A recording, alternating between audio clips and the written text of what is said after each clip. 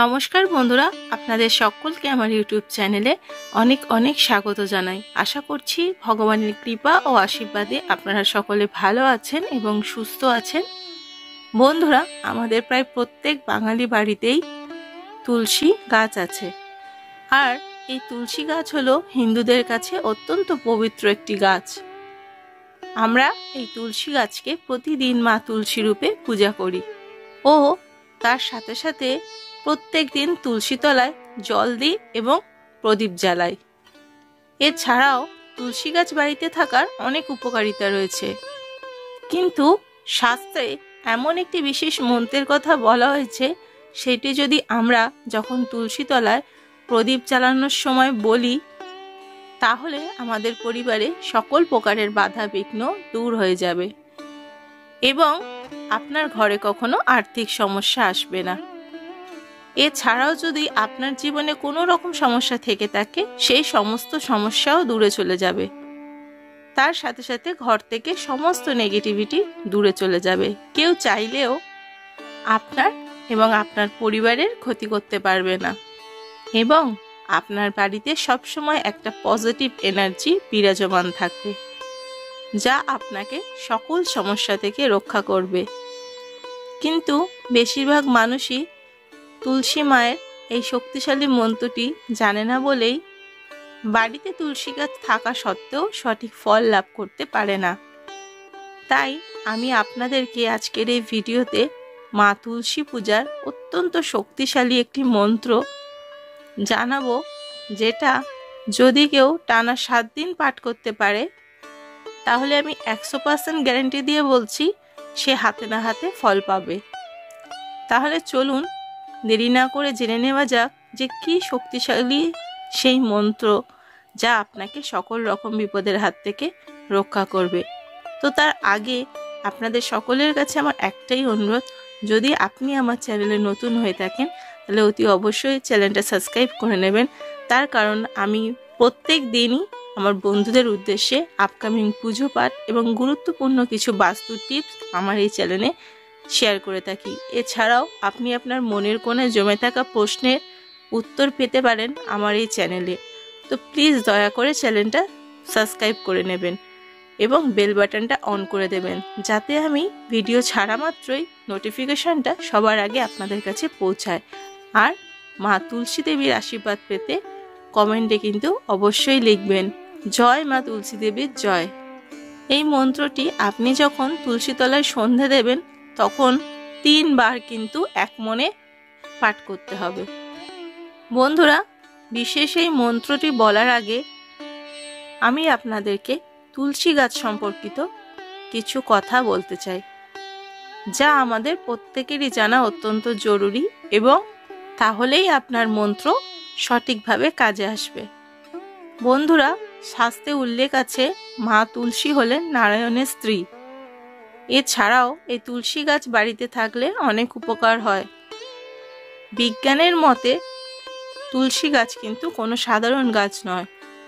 এই গাছের অনেক ঔষধি গুণ আছে এবং আয়ুর্বেদে বিভিন্ন ওষুধ তৈরিতে তুলসী একটি প্রধান অঙ্গ।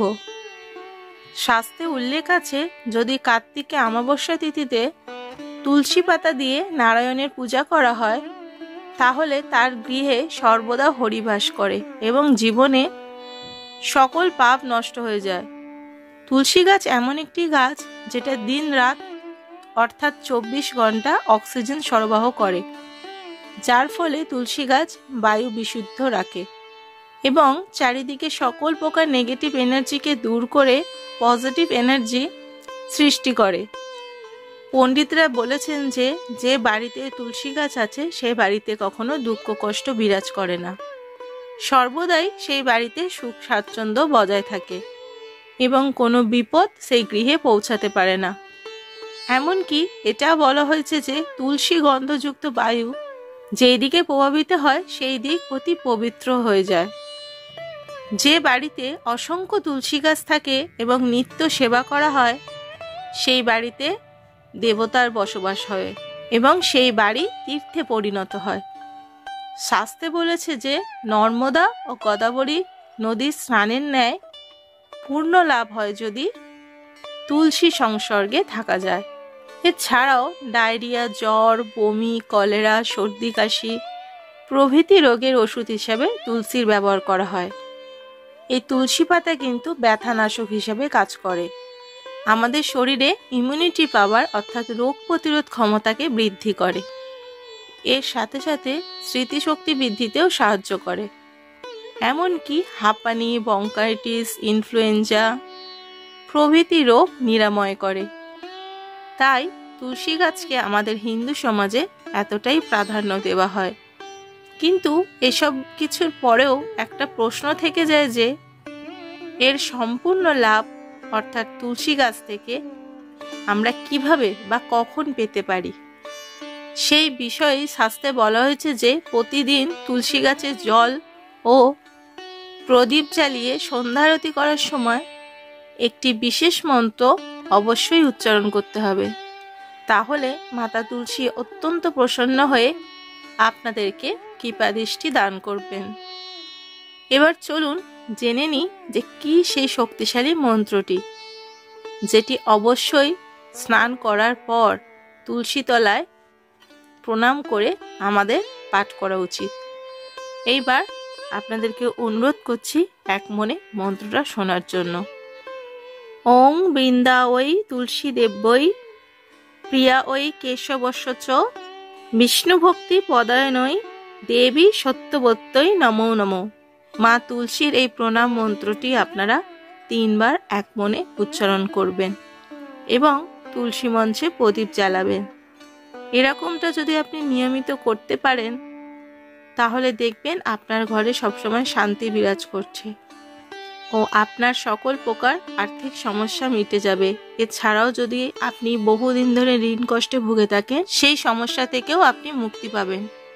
সন্ধ্যাবেলায় একাদশী, পূর্ণিমা, দ্বাদশী, মঙ্গলবার, শনিবার, বৃহস্পতিবার কখনো ভুলেও তুলসী পাতা ছিঁড়বেন না এবং তুলসী গাছ যদি প্রাণত্যাগ করে যেখানে সেখানে না ফেলে কোনো জলাশয়ে গিয়ে ফেলবেন। আপনারা যদি আমার এই কথাগুলি মেনে চলতে পারেন তাহলে দেখবেন কিছুদিনের মধ্যেই মা তুলসীর কৃপায় আপনার জীবনে অশেষ শান্তি বিরাজমান হবে এবং আপনার ঘর শ্রীহরির নিবাস হয়ে উঠবে। যদি আপনাদের আমার কথায় বিশ্বাস না হয় তাহলে বন্ধুরা আপনারা নিজে পরখ করে 7টি দিন এই কার্যটি করে দেখুন, হাতে না হাতে ফল পাবেন। আর যদি আপনাদের মধ্যে কেউ জেনে থাকেন এই মন্ত্রটি আগে থেকেই তাহলে আমাকে অতি অবশ্যই কমেন্টে জানাবেন এবং পারলে একটু সকলের মধ্যে ভিডিওটা শেয়ার করার অনুরোধ রইল, যাতে সবাই এই ভিডিওটা দেখে একটু উপকৃত হতে পারে। তার কারণ ভালো জিনিস শেয়ার করলে সর্বদা ভালো ফল প্রাপ্তি হয়। আমরা তো এই পৃথিবীতে এসেছি প্রভুর দাস হয়ে, তো তার মহিমা, তার লীলা যদি আমরা সকলের মধ্যে ভাগ করে নিতে পারি এর চেয়ে পরম শান্তি আর কিছু হয় না।